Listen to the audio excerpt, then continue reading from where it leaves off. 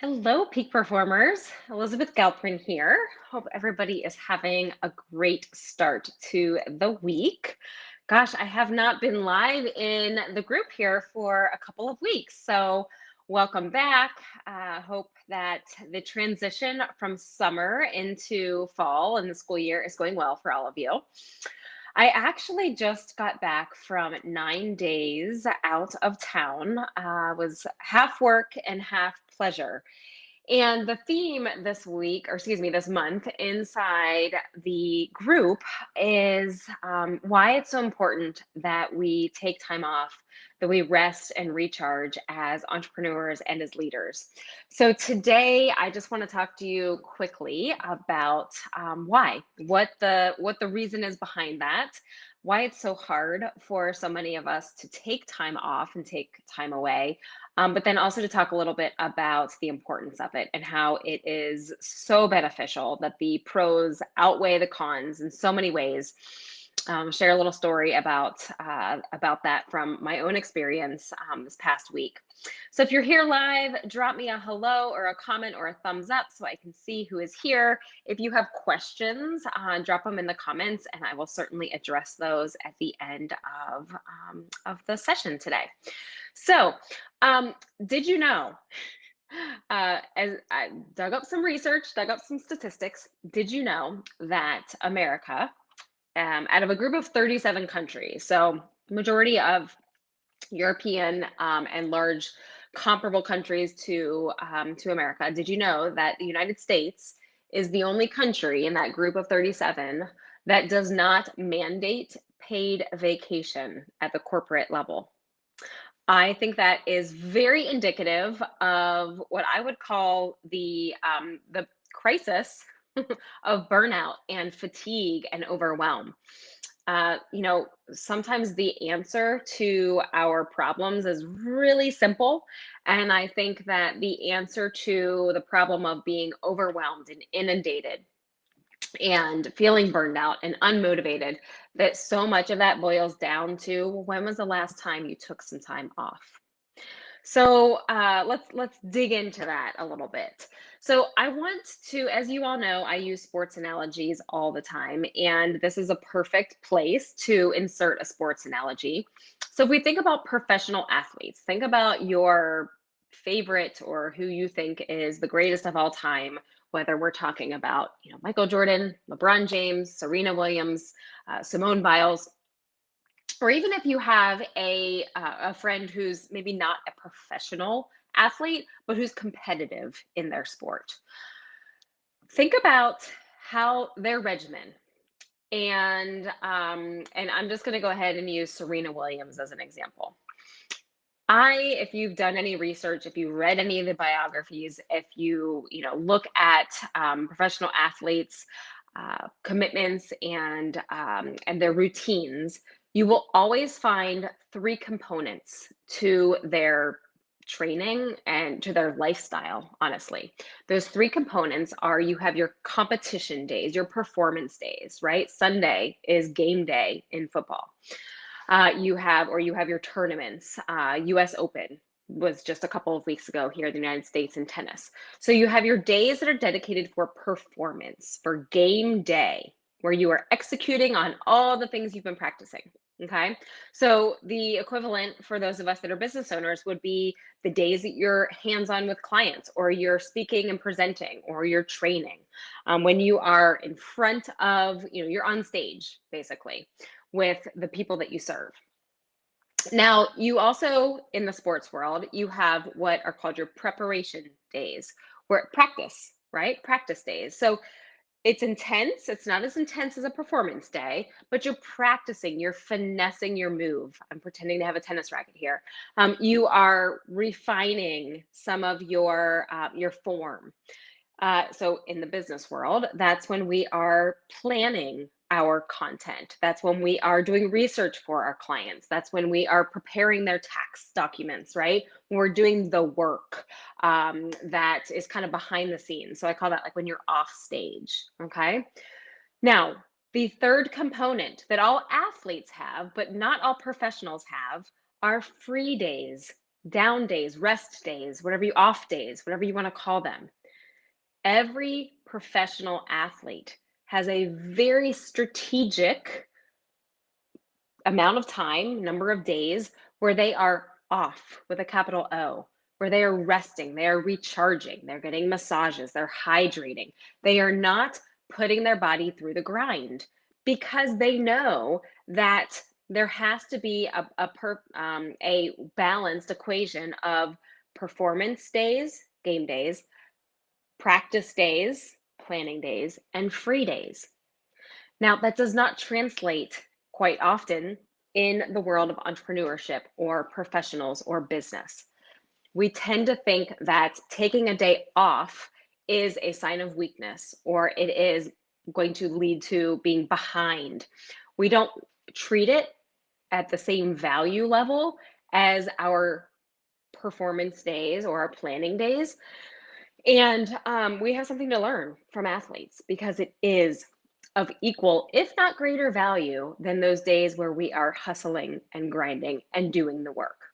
So let me convince you if I need to. Let me talk a little bit more about why it is so important as professionals, as business owners, as leaders, that we elevate the importance of free days, time off, time away. Okay. So and I think this is just so timely because that statistic of Americans not mandating days off, the other statistics that go along with that are the percentage of American workers who don't take the time off that they're given, who, have 3 weeks vacation and they only take 5 days a week away out of office. So even when free time is given, time off is given, professionals often don't use it. And with COVID, things got even more blurry, right? We were working from home. So for many individuals, it felt more selfish, I think, to say I'm taking time off because I'm already at home and I'm already in my pajamas and I'm already able to, do the laundry and prep the dinner and kind of squeeze personal things in throughout the day.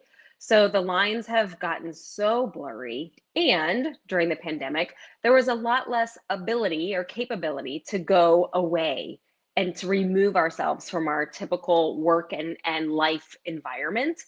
So I think we've gotten to like this all-time low of of taking the opportunity and removing ourselves from our everyday environment and truly disconnecting from all the things, all the responsibilities, all the day to day, all the people, right? So, why is it so hard to take time off? A couple more observations and some examples here. This has been proven.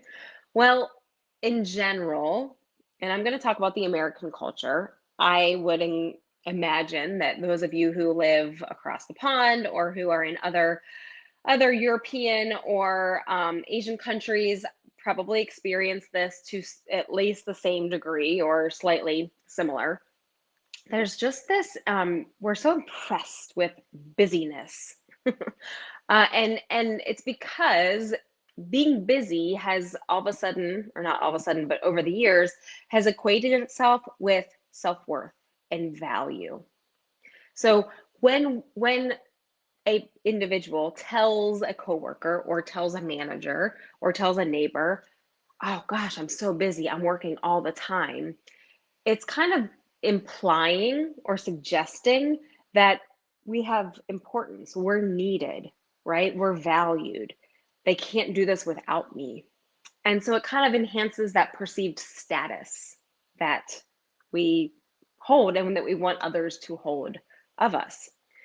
There was actually a study that was done on impressions people had. They would read a description of an individual, and one description would describe the person as hardworking and, spent 7 days a week at the office and kind of created this picture of a very busy individual.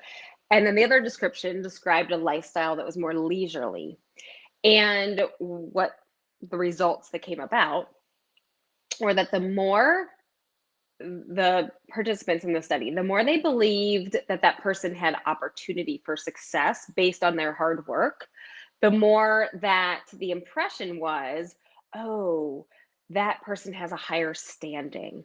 They're choosing work over leisure. They have a higher standing. They have a higher status. They're a more valuable contributor to society. Now, if you think back, maybe it's more than 100 years, maybe it's 200, 150 years ago, leisure actually indicated status.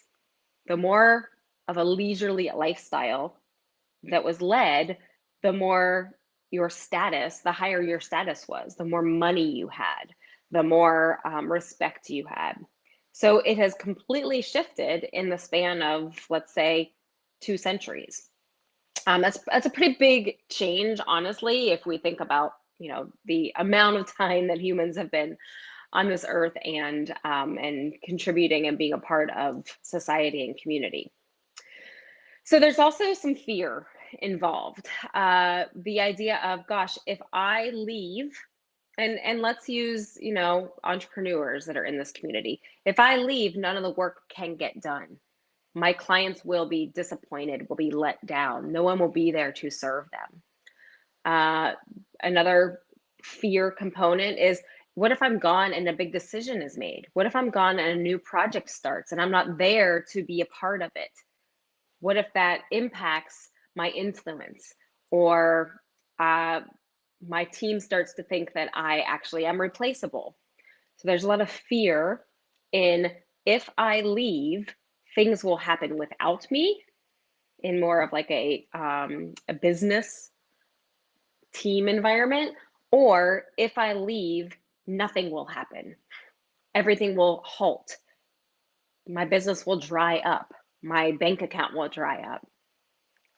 So I want to share a quick story. I guess about 3 years ago, when I started being a part of a coach mastermind, we kind of had a challenge, which was, the challenge was to step away from your business for 3 days or a week or whatever it is, and look for money coming your way. Look for business finding you while you're away from your work, while you're away from your business. And I maintain communication with this community of coaches. And gosh darn it, if every single time one of us takes time away, is on vacation, steps out of the business, we have examples of where clients, new business has found us, money has come into the bank. And so it's kind of become this running joke of, hey, I'm heading out of town for the next couple of days, wonder what next new client is going to land or what dollar amount is going to show up in my bank account. So I'll give you my example. This past week, I was in Tampa, Florida. I was working with a colleague in her program for several days, and then I was on a weekend girls trip with some college friends. While I was gone, span of 5 business days, I received a new client who asked for and paid the invoice within about the span of, I don't know, 1 hour. I received a phone call about presenting at a conference from a client that I hadn't spoken to in about 2.5 years. And I had a third request for some consulting on a topic. This was from another former client that I hadn't talked to recently, on a new topic that I'm actually getting ready to do some team training consulting and program. It's in the works, and this individual reached out and said, "Hey, I was wondering if this is a topic that you could do some work on with me and my colleagues." So I stepped out of my business for 5 whole days, and that's 3 opportunities that presented themselves while I was not doing a thing. I was not marketing. I was not, pumping things out on social media. I was not doing follow-up calls and emails. So I think it's a great example of, when we give space, things do come. The business does not dry up. Things do not come to a halt. And every single one of the women in my group that we have kind of this, we laugh about it, but it's actually a fantastic example of how time away actually can make your business grow, and can result in opportunity, and expect the unexpected while you're away. So I think a couple of other factors. So that disputes the fear factor, right? Counteracts anyone who feels fearful for being away. I no longer fear being away from my business. In fact, I'm going away in another 2 weeks for 4 days. So we'll see what other business comes my way. Some other factors that often prevent us from taking time off is guilt, leaving work behind for others to take care of while we're away. Now, again, I think this is a pretty, if there was better communication, I think that anyone who feels guilty stepping away would realize that that is not how the team feels. If we know that we have each other's back, if when I'm away, you cover for me, and when you're away, I cover for you, that's the true definition of team. And so, why would I not encourage you to go away? Because I'm going to show up for you, which then reiterates the fact that when I'm away, you're going to show up for me.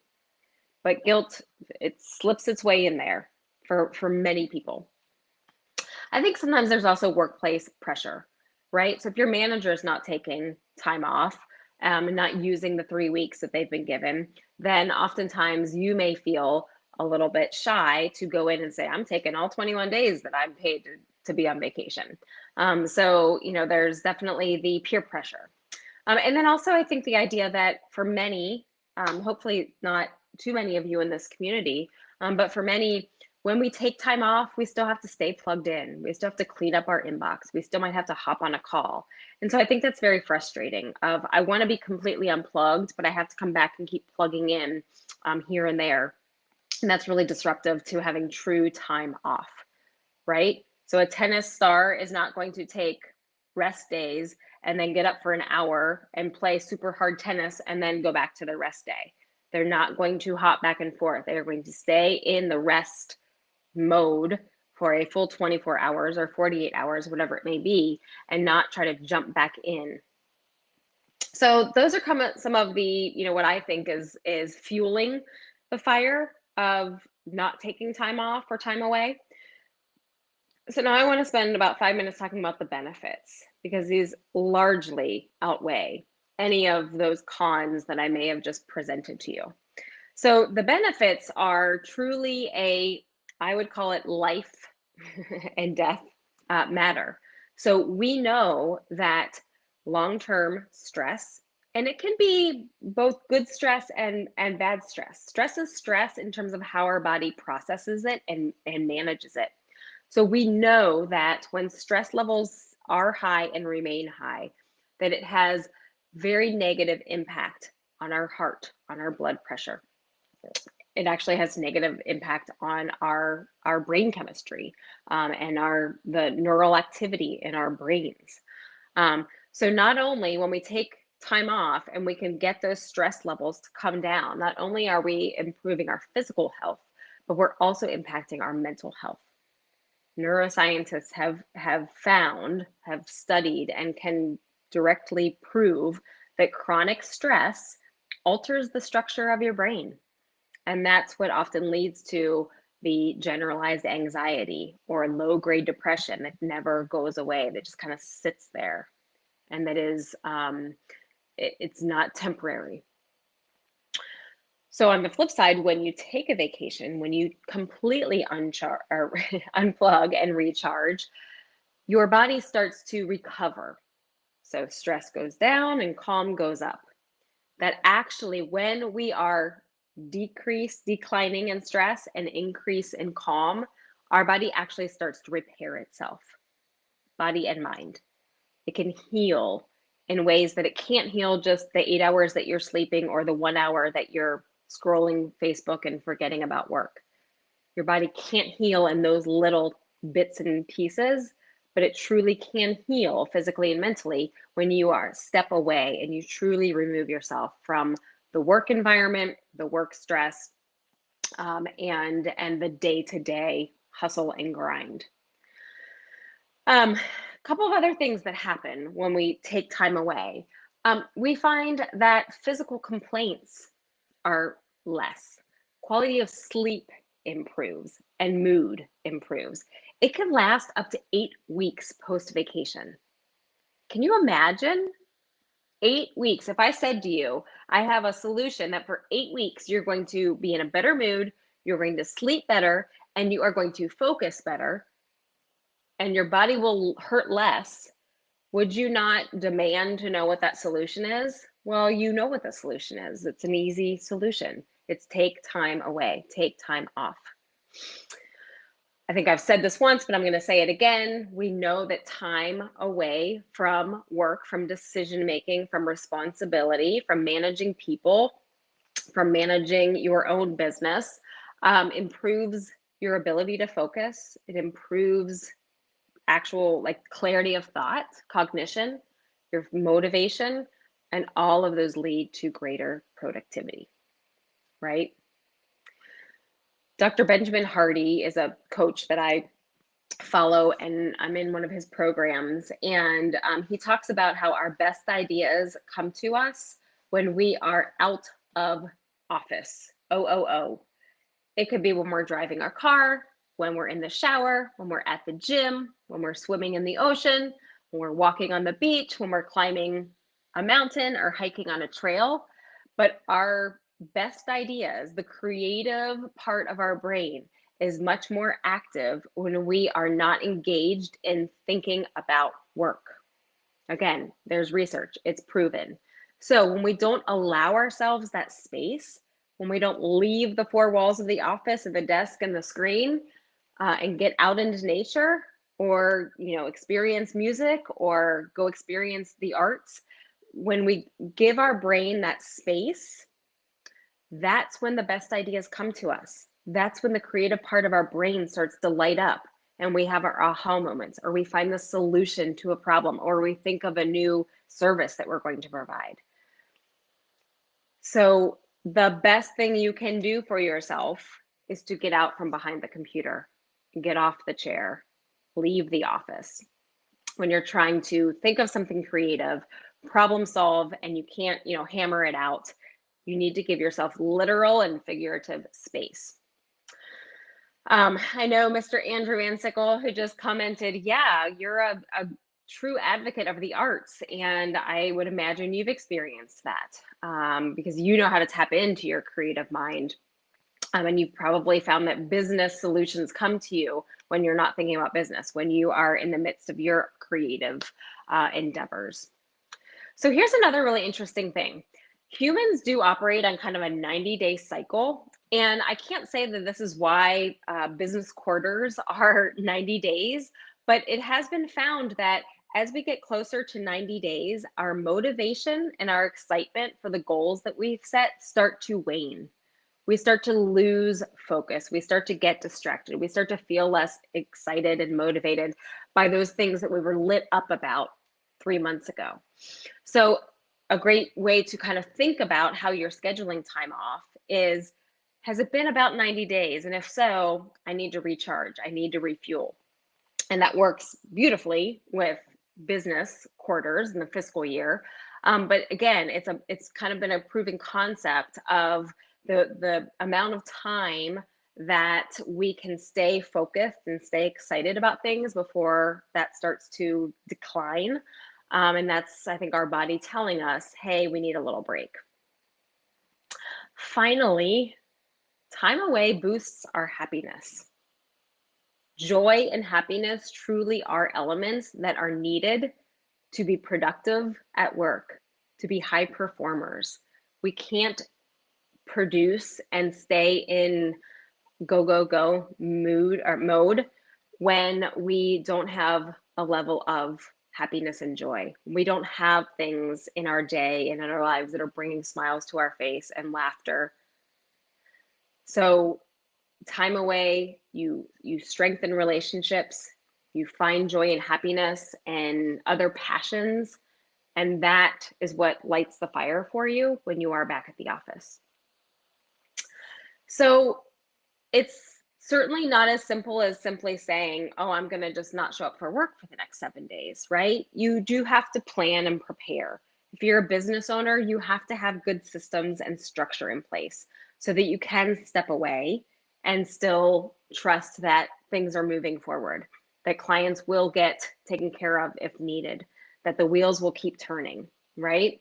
So there is some work to be done to get to the point where you can take time off and trust that money is still on its way to you. New clients are on their way to you. Opportunities are still surrounding you.